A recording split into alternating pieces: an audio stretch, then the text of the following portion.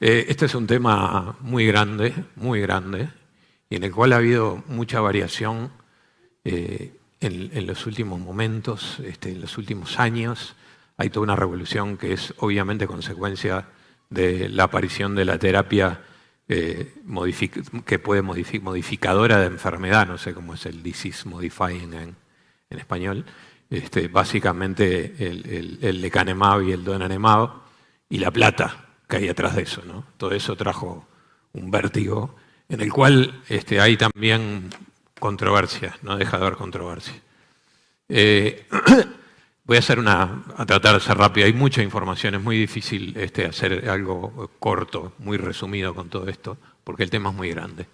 Básicamente hay más de 55 personas que viven con demencia en el mundo, y ese número pasará a ser 140 millones en 2025. Hoy hay un país más grande que Argentina lleno de pacientes con demencia. En el 2025 va a haber un país más grande que Brasil lleno de pacientes con demencia. Todo, imaginen, háganse una idea de lo que es eso. La demencia es la sexta causa de muerte en el mundo, según datos recientes, la cuarta en las Américas y Europa. Ahí tenemos un artículo que salió la semana pasada, creo, en JAMA, creo, que muestra las causas de muerte en Estados Unidos. Vean el COVID cómo subió, después se va a pique, desaparece del mapa, ¿no? Pero después de la enfermedad cardiovascular, el cáncer, bueno, me llama la atención ahí lesiones no intencionales como están tan arriba, eso no lo sabía. El stroke, por supuesto, y después está el Alzheimer. Los costos son enormes, ¿no? Si el Alzheimer fuera un país, sería la economía número 14 en el mundo. Estaría allá arriba, imaginen. Bueno, este esquemita me costó mucho hacerlo porque yo creo que estuve más horas haciendo esta diapositiva que todo el resto, porque hay información un poco sacada de todos lados. No voy a entrar en todo este detalle ahora. Tiene las enfermedades principales que causan demencia y tenemos a su vez, entre paréntesis, las principales proteinopatías que hay descritas en estas enfermedades. Todo esto ha llevado también a mucha investigación en la parte neuropatológica, con la creación de los bancos de cerebro y todo eso, y proyectos grandes con mucha cantidad de datos que han puesto en evidencia además nuevas enfermedades degenerativas menos frecuentes y algunas no tan poco frecuentes. Pero seguimos centrándonos en tres, ¿no? En la enfermedad de Alzheimer, número 1, en la enfermedad por cuerpo de Lewy, número 2, y la demencia frontotemporal en el número 3. Después hay trastornos de demencias asociados a los movimientos anormales, algunas de las cuales califican dentro de las demencias frontotemporales, como la parálisis supranuclear progresiva o la degeneración corticobasal, y bueno, otras nuevas, ¿no? La enfermedad de gránulos girofílicos, las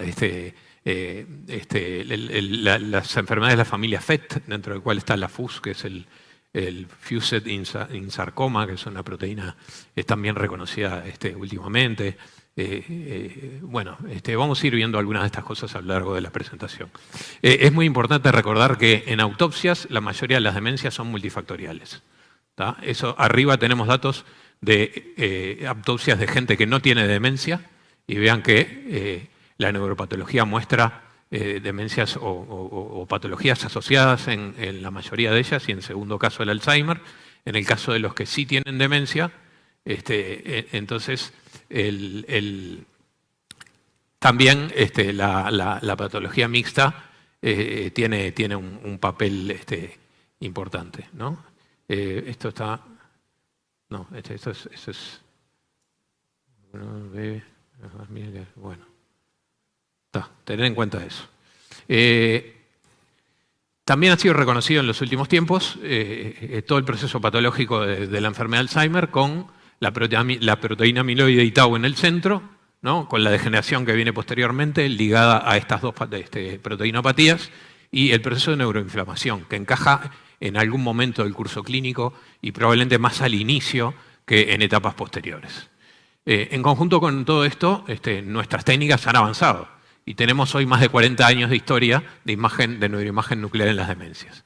¿Tá? Partiendo del SPECT cerebral, que estamos hablando de principios de la década del 80, hasta el momento actual, los trazadores tau de 2015 en adelante, ¿no? Y en investigación otros. ¿Tá? En el medio, todo lo que están viendo allí. ¿Qué es lo que pasó en todos estos años Bueno, empezamos entonces en el 85, en el 84 más precisamente, con los criterios iniciales del NINCS-ARDRA, que también cambió de nombre. El NINCS no es más NINCS y el ARDRA no es más ARDRA, es la Asociación del Alzheimer.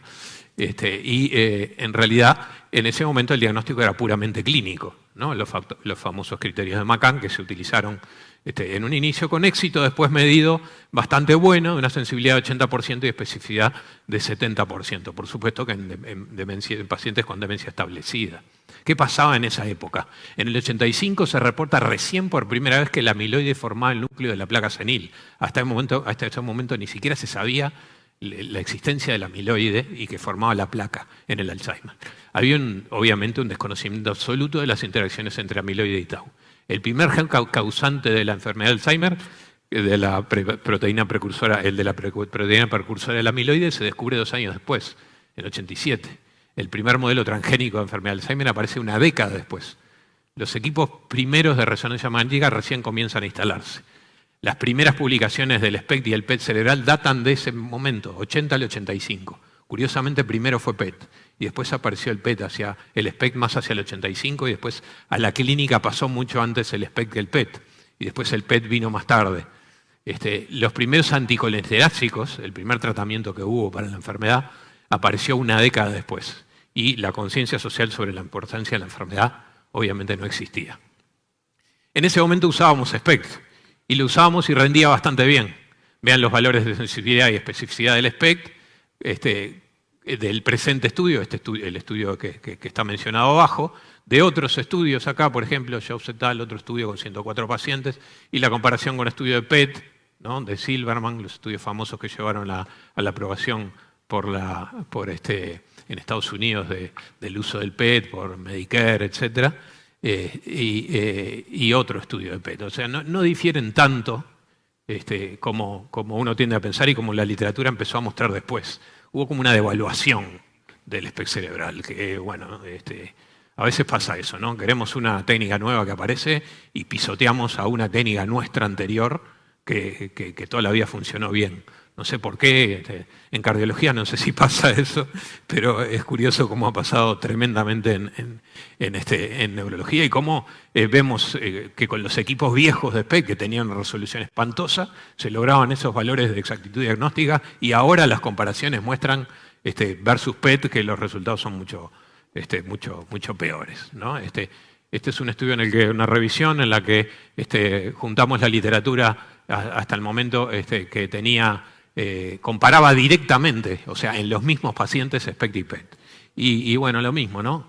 En algunos estudios no hay diferencia y en otros hay una diferencia a favor del PET que no es demasiado tampoco, ¿no? Se considera hoy sí que el PET es mejor, pero sobre todo en etapas precoces de la enfermedad, sobre todo en el deterioro cognitivo leve o inclusive en etapas precoces y más con los marcadores moleculares que vienen después.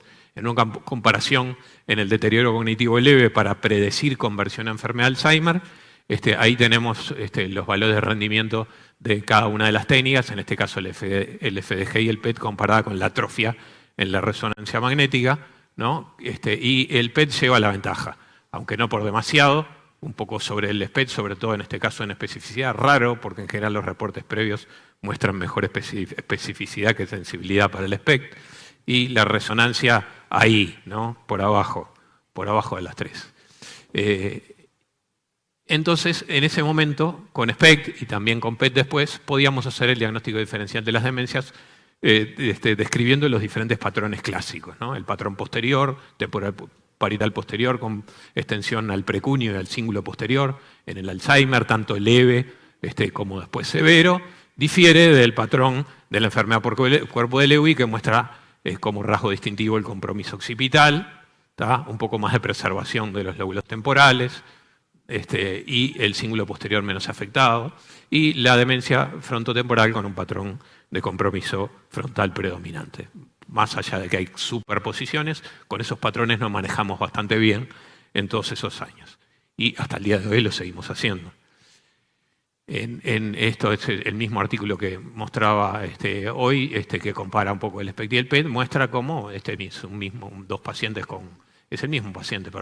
con SPECT y PET. No, es un paciente A, la otra era positiva, es la que un paciente A y un paciente B.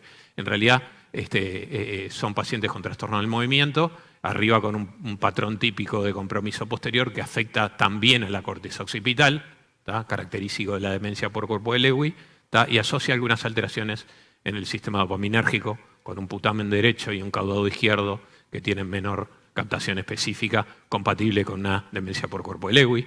Y en el caso de abajo, un patrón muy asimétrico, ¿no? Con un hemisferio izquierdo afectado, ¿no? en el SPECT, que se asocia a un compromiso del putamen del lado izquierdo, ¿tá? En un paciente con movimientos anormales y característico, entonces, patrón de degeneración corticobasal. Como les decía, siguiendo un poco adelante, en el 2004, basado en esos estudios de comparativos y esos estudios del PET comparados con autopsias, es que la Asociación de Alzheimer y luego Medicare and Medicaid, en junio de 2014, proponen que la cobertura del PET, sobre todo para el diagnóstico diferencial entre enfermedad de Alzheimer y demencia frontotemporal. Por supuesto que en esa época también los clínicos se aseguraban que casi todos los pacientes tuvieran ahí una cierta dificultad. Les aparecía algún síntoma, algún síndrome disejecutivo o algo que hacía la duda con la demencia frontotemporal y ahí se encaminaba la cobertura del PET. En el 2004 mismo aparece un estudio que cambia la historia de la imagen molecular en neurología. Es el estudio de Clank, en el que se publica por primera vez un marcador de imagen para el beta-amiloide, ¿no? Es el estudio más citado de toda la literatura Alzheimer en el mundo hasta el momento actual. Por ahí en ese periodo se empezaron a reclutar voluntarios en los estudios clínicos y se empezó a ver que un porcentaje nada despreciable de pacientes eran PIP positivos cuando eran asintomáticos. Los voluntarios de similar edad que participaban en los ensayos clínicos con pacientes con Alzheimer o deterioro cognitivo leve, entonces se distribuían en 80-90% negativos y 10-20% positivos. Un porcentaje alto de pacientes de cierta edad eran amiloide positivos. La distribución en cuanto al deterioro cognitivo leve era la lógica, más o menos 60-40, que es lo que indica la clínica, la progresión clínica a enfermedad de Alzheimer a unos pocos años. Y los pacientes con Alzheimer eran positivos o casi todos positivos, porque en realidad la presencia de escasas placas en la autopsia no es detectable a través de las imágenes. Son estudios que pueden llegar a ser negativos y tener igual placas. En 2013, un estudio que muestro siempre, que es muy significativo, de Víctor Vilemaña, argentino también, que en ese momento estaba en Australia, ahora está en Pittsburgh, y que estudiando voluntarios sanos, sujetos con deterioro cognitivo leve y sujetos con Alzheimer, muestra cómo aquellos tanto asintomáticos, ¿no? Que son positivos para PET, con amiloide, versus entonces los sintomáticos, los que tienen clásicamente una cantidad compatible, los pacientes con Alzheimer, con su cuantificación característica de PET, de positividad del amiloide, y de esa manera se logra ver que para pasar de los controles sanos amiloide negativos a los sujetos con Alzheimer amiloide positivos, ¿no? Pasan 12 años de diferencia hasta que se llega al punto de corte y otros 20 años de diferencia para que se llega desde el punto de corte para decir que era anormal en esa época hasta el valor típico de la enfermedad de Alzheimer. Esto que demuestra, bueno, los años de enfermedad asintomática que hay en el cerebro antes de desarrollar la enfermedad propiamente con todos los síntomas característicos. Aparecen entonces nuevos fármacos para el estudio de amiloide que se basan en el flúor. La historia de todos los trazadores, bueno, el primero es carbono, después van apareciendo sucesivamente los radiofármacos del flúor, sobre todo el fluorbetapir, que es el más usado hoy en día, el primero que se aprobó en Estados Unidos, y después otros, algunos de los cuales tienen un rendimiento un poquito mejor, son los que se usan en la actualidad. En los estudios clínicos entonces se empezó a ver cuál era el porcentaje de positividad de amiloide en las diferentes patologías degenerativas. Y tenemos, como ya les mostré, un porcentaje no despreciable de sujetos sanos que son positivos, las demencias asociadas al movimiento, a los trastornos del movimiento, dentro de las cuales la degeneración corticobasal, el síndrome corticobasal, mejor dicho, tiene un porcentaje de sujetos que son Alzheimer. 2/3 de los sujetos con enfermedad por cuerpo de Lewy tienen patología amiloide asociada, ¿no? Y después están las que entran dentro del espectro Alzheimer, con positividad muy alta, como es el Alzheimer propiamente dicho, la atrofia cortical posterior o la variante logopénica de la atrofia del lenguaje, y después las que están asociadas a la demencia frontotemporal, ¿no? Que son básicamente negativas, igual que la enfermedad priónica y el Creutzfeldt-Jakob. Pero también que se vio que, como ya estábamos mencionando, todos estos sujetos asintomáticos que se estudiaban, había un porcentaje de sujetos muy añosos, muy alto, que eran amiloide positivos. En esta serie de Matis, uno de los que desarrolló el PIB originalmente, son 152 normales y 32 sujetos con deterioro cognitivo leve, y la mitad de esos sujetos normales con una edad media de 85 años es amiloide positivo. Mientras que en el deterioro cognitivo leve son 2/3, ¿no? Lo cual se refleja también con los valores en la clínica. Pero lo importante es esto: a medida que la edad avanza, la probabilidad de tener amiloide en el cerebro es cada vez más alta. Ahora, ¿eso va a determinar sí o sí que vaya a desarrollarse la enfermedad? Los estudios hasta ahora publicados no demuestran eso. O sea, demuestra que este es un estudio muy interesante también, en el cual, según el rango etario y según la positividad de distintos biomarcadores, ¿no? Se ve como amiloide, neurodegeneración, amiloide más neurodegeneración, después cuando se asocia a deterioro cognitivo leve, y después cuando hay deterioro cognitivo leve, más neurodegeneración. Y vean los valores de la penúltima columna, ¿no? Para hombres y para mujeres, ¿no? Los pacientes que tienen el síntoma de deterioro cognitivo leve y tienen la proteinopatía y tienen neurodegeneración, a lo largo de la vida casi todos terminan desarrollando enfermedad. Pero en el principio de todo, aquellos pacientes que son amiloide positivos tienen un riesgo relativamente bajo de terminar desarrollando la enfermedad a lo largo de la vida. Si bien ese riesgo es cada vez menor a medida que avanza la enfermedad. ¿Por qué? Porque se van muriendo más rápido de otras cosas. Entonces, los pacientes de menor edad son los que tienen un poco más de riesgo. El tema es que en este estudio no estaba incluido el tau, porque todavía no, en ese estudio no se incluyó, tau ya había. También otro problema que entra en el asunto es que, en la neuropatología hay un porcentaje no despreciable de pacientes con edad leve a moderada que tienen estudio negativo y que además en la autopsia no tienen placas o las placas son muy escasas. Esos pueden ser falsos negativos en la imagen. Incluso generó toda una discusión en cuanto a si puede haber Alzheimer con tau sin amiloide. Eso se basa más en las definiciones y la tendencia actual es a decir que no.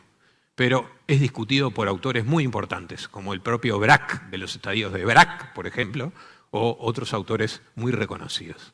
En el 2011 entonces aparecen unas guías nuevas. La Asociación de Alzheimer saca por fin unas nuevas guías y en ese momento nos consideran, pero no nos recomiendan sistemáticamente, tanto los marcadores de imagen como los de líquido cefalorraquídeo. Para esa época, a principios de la década del 2010, entonces aparecen los trazadores tau, con los patrones que mostramos acá a la derecha, en los cuales tenemos los sujetos con positivo débil, con un poquito, esto ya no anda más, con un poquito de concentración temporal mesial, ¿no? Acá, y después cómo va creciendo la concentración temporal hasta el que es francamente positivo con los lóbulos temporales bien afectados. Y a su vez se demostró cómo hay una correlación entre los estadios de Braak, tanto con PET-tau como con amiloide, con la neuropatología descrita por esos autores, como de la corteza temporal mesial inicialmente va llevando a la aparición de depósitos de proteínas neocorticales, que son cada vez más intensos, y se refleja perfectamente con las imágenes de la neuropatología. Y también empiezan a haber artículos que muestran cómo es posible diferenciar con PET-tau las diferentes patologías. ¿Por qué? Porque la distribución del tau también importa y es bastante paralela a la neurodegeneración, al contrario del amiloide, que no tiene ese paralelismo. Cuando empieza a haber tau, entonces la neurodegeneración está más cerca. Y el paralelismo, entonces, en los patrones metabólicos es muy grande, ¿no? Vean una atrofia cortical posterior con el compromiso más bien parieto-occipital, la afasia primaria progresiva o variante logopénica, que también es parte del espectro Alzheimer, ¿no? Enfermedad de Alzheimer con un subtipo amnésico limitado en los lóbulos temporales. Después la que es con subtipo ejecutivo o no amnésico, con más compromiso neocortical, y la degeneración corticobasal con el patrón claramente asimétrico en un paciente con síndrome corticobasal amiloide positivo. Aparece también en ese momento otra entidad, una nueva entidad, que es a lo que se le llama taupatía primaria relacionada con la edad, o PART en inglés. Y esto, que también fue descrito en gran parte por los patrones de distribución de los trazadores tau, ¿no? Son pacientes que muestran depósito en los lóbulos temporales, que muchas veces son negativos en el PET-tau, o es difícil verlo, ¿no? Y son un subgrupo de pacientes amiloide negativos, tau positivos, que evolucionan clínicamente de forma diferente a la enfermedad de Alzheimer. O sea, tienen una evolución menos agresiva que la enfermedad de Alzheimer. Y por eso hay gente que los considera una patología separada. Igual se pelearon todos. Se peleó Jacques, Clifford Jacques, Dubois, Braque, todos se pelearon. Y bueno, si PART es parte del Alzheimer o PART no es parte del Alzheimer. Todo parece, el consenso actual parece indicar que no, pero hay mucha gente que lo sigue discutiendo. El patrón igual es difícil de reconocer incluso en las imágenes de tau, porque son sutiles las alteraciones, sobre todo en un inicio, y la evolución parece ser diferente. Un poco después, entonces, ahí sí, la Asociación de Alzheimer publica unas guías en las cuales recomienda sistemáticamente los biomarcadores, ¿no? Pero obviamente solo para investigación en ese momento. ¿Para qué? Bueno, para que participen en los estudios clínicos, en los cuales sobre todo se va desarrollando medicación nueva y se haga una selección mejor de los pacientes. Porque si entran en esos trial clínicos pacientes que en realidad no tienen Alzheimer, se desfigura completamente el efecto de las drogas que se están ensayando. Entonces es muy importante que en esos estudios ingresen pacientes que realmente tengan Alzheimer. Y esto es lo que facilitan estas guías. Entonces,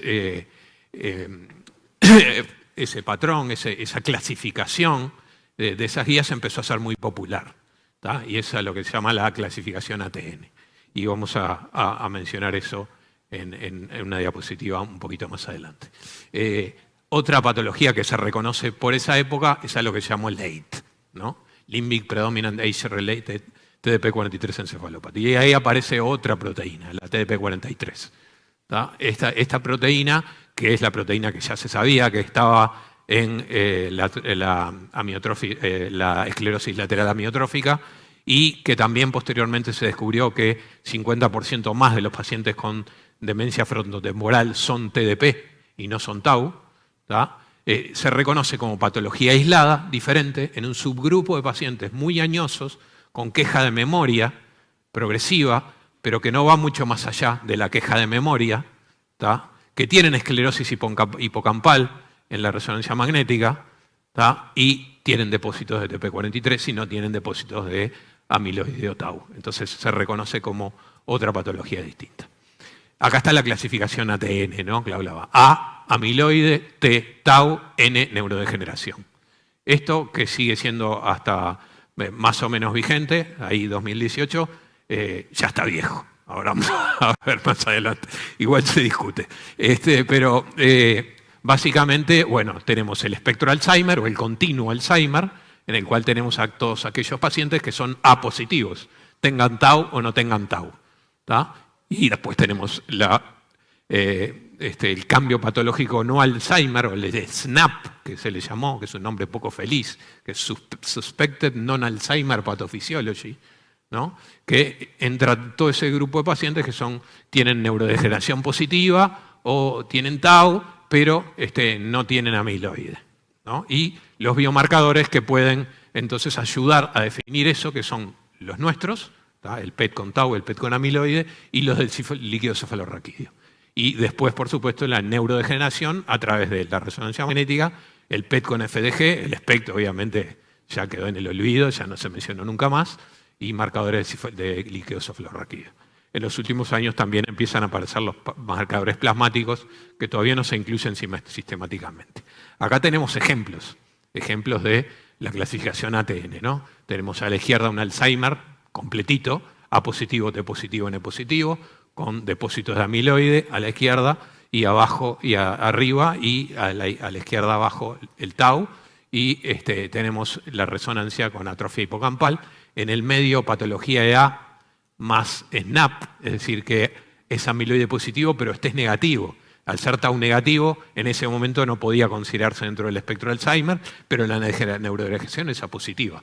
Entonces, si el tau y la neurodegeneración no son paralelos, es porque hay algo más produciendo esa neurodegeneración. Y esos pacientes, por ejemplo, podían ser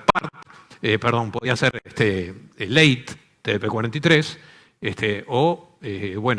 aquello que se llamó esclerosis hipocampal, dentro de lo cual entra probablemente un grueso de pacientes que tienen late, ¿no? Una demencia no Alzheimer en un paciente de neurodegeneración positivo y amiloide negativo, y la patología EA preclínica, la cual hay amiloide positivo, pero marcadores de tau y neurodegeneración negativos. Estos son algunos ejemplos de todo eso. Y bueno, acá está esto que ya viene desde años anteriores, que es el modelo dinámico de los cambios de los biomarcadores, ¿no? Que se inician entonces con el depósito de amiloide, a cual sigue el tau, ¿tá? Sigue el tau primero en la corteza temporal mesial y luego en la neocorteza, ¿tá? Posteriormente la neurodegeneración y posteriormente la clínica, ¿no? La idea es siempre de todo esto es impactar en las primeras etapas que sea posible. Pero para ese momento era difícil que los estudios de amiloide entraran en la práctica clínica, en parte porque todavía no había tratamientos claramente que pudieran modificar el curso de la enfermedad, ¿tá? El estudio IDEAS es un estudio muy grande que estuvo destinado a eso, a que en Estados Unidos se aprobara la cobertura del amiloide, porque se le rechazó inicialmente, entonces empezaron a hacerse estudios clínicos dirigidos a eso, a ver cómo impactaba en el manejo clínico. ¿Tá? Y este estudio reclutó una cantidad muy grande de pacientes en los cuales se vio que aproximadamente un 60% de los pacientes el estudio de amiloide determinaba un cambio en el diagnóstico clínico de los pacientes. En la región nuestra hicimos un estudio parecido y obtuvimos valores bastante similares. En realidad, con un cambio, el diagnóstico inicial un poco menor, de 30%, pero un cambio en el tratamiento farmacológico que alcanzó casi la mitad de los pacientes. Y ahí tenemos ejemplos de pacientes con neurodegeneración a través del FDG y amiloide positivo y amiloide negativo. Es decir, que hay un impacto grande en el cambio diagnóstico con la imagen amiloide, ¿no? Bueno, voy a seguir adelante porque ya estoy con poco tiempo. En base a todo esto hay propuestas de algoritmos, ¿no? La idea entonces de los algoritmos diagnósticos es en aquellos pacientes con sospecha de Alzheimer, claramente sospecha de Alzheimer, se dirijan primero al amiloide. Y el impacto ahí de que el amiloide sea positivo o sea negativo es grande, porque si viene un paciente con una sospecha de Alzheimer y es amiloide negativo, se descartó la enfermedad. El FDG como primera opción en pacientes en los que se sospechan otro tipo de demencias, ¿tá? Con la posibilidad después de ir al amiloide eventualmente, y después en las demencias asociadas a trastorno del movimiento, la imagen de receptores de dopamina o el MIBG cardíaco, que se usa para ver la denervación también, que le dan mucho impulso, aunque pocos lo usan, pero en la literatura se le da mucho impulso. y después el FDG. Mi opinión personal es que el FDG podría estar arriba, por lo menos igual que el DAT, porque ayuda mucho a distinguir entre las diferentes patologías y porque además tiene patrones descritos característicos en cada una de las enfermedades degenerativas que se asocian a trastornos del movimiento. Entonces, es un estudio además más barato, más accesible y puede determinar un impacto directo, a veces sin necesidad de llegar a los trazadores de dopamina. Y bueno, más recientemente todavía, 2022, un estudio muy interesante muestra la evolución diferencial de los pacientes amiloide positivos cuando son tau positivos o tau negativos. ¿Tá? Y vean allí cómo los pacientes a 4 años, ¿no?, del estudio, ¿no?, en varias series diferentes. Este estudio tiene pacientes de varias series distintas y en todos los casos lo que se mueve es como A positivo, T positivo. ¿Tá? Prácticamente todos los pacientes a 3-4 años desarrollan Alzheimer. Entonces estamos ahora sí mucho más cerca de definir lo que sería enfermedad de Alzheimer preclínica en aquellos pacientes que tienen la coexistencia de las dos proteínas. Empezó a usarse obviamente la imagen de amiloide como endpoint en los estudios en conjunto con la clínica para evaluar la terapia antiamiloide y los estudios que llevaron la aprobación cuentan con estas herramientas.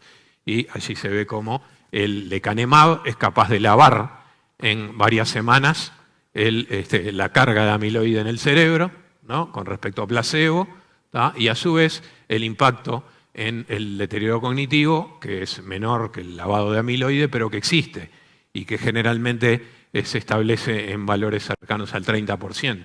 El donanemab ya no solamente utilizó en sus ensayos clínicos a la imagen de amiloide, sino que utilizó tau también y se centró en identificar un tipo de pacientes para incluir, que eran aquellos que tenían depósitos intermedios de tau.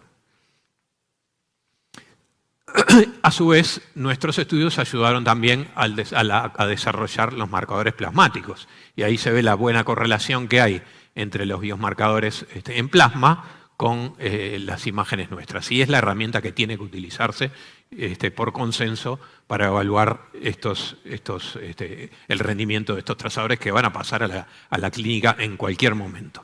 ¿Tá? Todo indica que en poco tiempo va a ser posible, como cuando uno compra un test para hacerse un embarazo, ir a hacérselo y saber si tiene patología amiloide y tau positiva, ¿no? Eso genera todo un tema ético y toda una movida que es difícil de manejar, y eso se refleja en las discordancias entre los distintos autores en las guías. Esto está muy fresquito, vean, esto salió en junio de 2024. Y viene siendo trabajado, se puso en conocimiento público el año pasado, se abrió a la discusión tanto de pacientes como de médicos, ¿tá? Y una vez que todo el mundo dio su opinión, se publicaron las guías, un año después. ¿Tá? Y el diagnóstico clínico de Alzheimer, según propone la guía, está absolutamente basado en los biomarcadores. ¿Cuál es la lógica que tiene esto? Es que tenemos que diagnosticar antes. Si nosotros vamos a diagnosticar a un paciente que ya tiene todos los síntomas de enfermedad de Alzheimer, tiene las neuronas muertas. Y eso no lo levanta a nadie. ¿Tá? Es como pretender revascularizar a un paciente con una fracción de eyección de 20%, como me enseñó el doctor Di Carli. A un paciente con una fracción de 20% y un corazón de 300 mililitros, no le voy a hacer un estudio de viabilidad miocárdica para ver si lo voy a revascularizar, porque ya está para el trasplante cardíaco. Y acá pasa lo mismo en el cerebro, con la dificultad entonces de lo que es la dependencia que tiene la neurona, ¿no? Y la imposibilidad de regenerar que tiene. Entonces, una vez que las neuronas están muertas, tendremos que esperar futuro lejano para que eso pueda levantarse o revertir. Hay que actuar antes, hay que actuar cuando empieza todo esto, cuando empiezan a haber cambios y de preferencia cuando todavía no hay clínica, reconocer a los pacientes en ese momento y ver qué pasa. Pero esos estudios todavía no se están haciendo. Se están haciendo en pacientes con deterioros cognitivos leves o Alzheimer en etapa temprana, que son los que llevaron a la aprobación. Y posiblemente eso pueda ser una de las causas por las cuales los efectos en la función cognitiva no son tan importantes. Pero vean lo que proponen las guías actuales. ¿Tá? Proponen biomarcadores de tipo, categorías de biomarcadores, ¿no? Entonces, los biomarcadores centrales, que son tipo 1 y tipo 2, son los que definen todo, ¿no? Pero básicamente los tipo 1. La presencia de amiloide en el cerebro es enfermedad de Alzheimer, según las guías nuevas. Seas asintomático o no seas asintomático, si tenés amiloide en el cerebro, tenés enfermedad de Alzheimer. Esto fue lo que ocasionó una discusión tremenda, ¿no? Y hay muchos papers que lo discuten y los propios, la propia gente de las neuroimágenes, nosotros mismos son los que a veces estamos más en contra de todo esto, curiosamente, ¿no? Pero es evidente que hay que ir hacia esa tendencia, es evidente que hay que ir hacia el diagnóstico preclínico para poder revertir lo que viene después, para que no venga, porque después revertirlo es muy difícil o imposible. Y después en los centrales 2 está el tau, ¿tá? En este caso los dos se asocian, imagen o líquido cefalorraquídeo. El central 2 es tau y lo que hace es estadificar la enfermedad, decir si estamos en una etapa en la que está limitada la corteza temporal mesial o se extendió a la leocorteza, si es leve o si es más severo, y eso tiene implicancias clínicas. Y por último, el apoyo con biomarcadores de neurodegeneración, dentro de los cuales sigue estando el PET con FDG, la resonancia magnética, y después otros para patologías asociadas, el ensayo de amplificación de semillas de alfa-sinucleína, que está muy de moda, que permite detectar la presencia de las sinucleidopatías y el daño vascular, ¿no? Y bueno, más o menos está todo dicho, ¿no? Ahí está un poco cuál sería la estadificación biológica y esto demuestra además la importancia de la imagen, ¿no? Porque para decir si el tau está en la corteza mesial o si hay neocortical moderado o hay neocortical intenso, no sirven los marcadores de líquido cefalorraquídeo. Para esto necesitamos imagen, para ver distribución. Y esta es la ventaja que tiene el PET con tau sobre los marcadores de líquido cefalorraquídeo y probablemente sobre los plasmáticos cuando aparezcan en la clínica. Entonces vamos a seguir estando vigentes en este. Mientras que el amiloide positivo no, el amiloide es solo positivo o negativo. Entonces con el estudio de fluido se puede ya saber eso, ¿no? Aunque la especificidad de la imagen parece ser más alta que la de los biomarcadores de fluido, ¿no? Y ahí la estadificación en los distintos estadios, ¿no? El paciente que sigue la secuencia diagonal gris es el paciente clásico, ¿tá? El paciente que tiene patología asociada, ¿tá? Se deteriora más rápido, va por abajo, es decir, que alcanza más rápidamente un estadio clínico más severo con un estadio biológico menor, mientras que el que tiene resiliencia, el que tiene reserva cognitiva mayor, se mantiene por más tiempo. Ahí está lo que estaba diciendo, cómo esas curvas pueden correrse, ¿tá? Cuando hay efecto de coexistencia de patologías o cuando hay reserva cognitiva importante. Para terminar, bueno, un ejemplo, ya que estamos hablando de nuevos trazadores, todo el tema de la inflamación y la astrogliosis. Otro estudio de Víctor, en el cual muestra cómo los pacientes con Alzheimer, ¿no? En el continuo Alzheimer, hay pacientes, los pacientes son positivos para astrogliosis y cómo no cambia mucho, ¿no? Entre aquellos pacientes que son positivos asintomáticos y aquellos que son positivos en etapa tardía, ¿no? Es decir que inclusive algunas zonas son más intensas en etapa más precoz, lo cual está de acuerdo con una hipótesis de que la neuroinflamación actúa llevando a o potenciando de repente el depósito de tau en etapas relativamente precoces de la enfermedad. Y es un blanco terapéutico que por ahora no está explorado, pero que tiene mucho potencial. Como conclusiones, el rol central de los biomarcadores que permiten el diagnóstico en etapa preclínica, más allá de que esto tenga que definirse, eso está muy claro y el diagnóstico tiene que ir hacia ello. No podemos esperar a que los pacientes desarrollen todos los síntomas de Alzheimer. La clasificación ATN ha sido muy útil, pero permite un diagnóstico preciso de las patologías neurodegenerativas, más allá de todo el tema de los costos de todo esto, ¿no? Las proteinopatías que se han ido reconociendo, ¿no? Y cómo muchos pacientes asocian más de una y cuando la asocian tienen un pronóstico peor. Ya tenemos radiofármacos para dos de ellas, hay uno que está en desarrollo, que es la alfa-sinucleína, y todavía no hay marcadores para la TDP43. El diagnóstico clínico de la enfermedad de Alzheimer va a tender a basarse en la presencia de amiloide y su estificación en tau. por más que haya gente que lo discuta, esto parece ser lo que se viene, las guías ya lo dijeron, por más que terminaron diciendo después que esto era una posición para ir un poco de la traslación a la investigación a la clínica y por más que hay controversias publicadas. Después, la distribución regional del tau es fundamental y favorece el uso de los marcadores de imagen sobre los biomarcadores de fluidos.